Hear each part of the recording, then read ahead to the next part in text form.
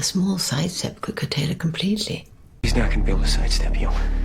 You just sidestep every possible conversation about him.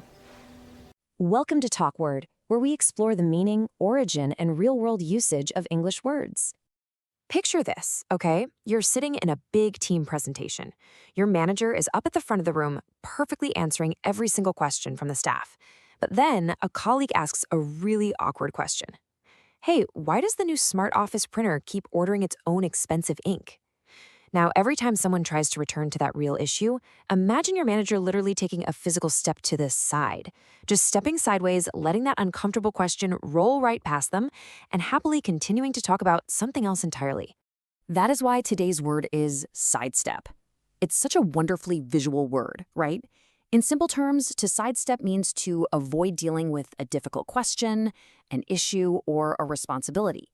And usually it's done in a pretty clever or indirect way.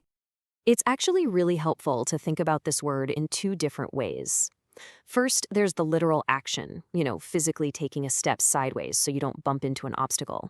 But in everyday English, and especially in the workplace, we use it metaphorically. It means avoiding an awkward issue or conversation. The absolutely crucial takeaway here is that avoiding a problem is not the same thing as solving it. You might have stepped around it, sure, but the problem, it is still sitting right there. So how can we start using this in our everyday vocabulary? Well, you'll hear it used in a few incredibly common ways. First, someone might cleverly sidestep a question, like during a job interview when a candidate effortlessly manages to dodge a tough question about their previous boss. Or you might hear people talk about trying to sidestep the issue altogether.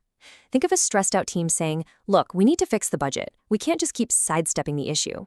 And finally, it's used a lot when someone tries to sidestep responsibility. Like trying to avoid the blame for a massive mistake by pointing fingers at a random software glitch. All of this brings us right back to our opening story. Our manager kept talking, sounded super confident, but completely avoided the one question that actually mattered.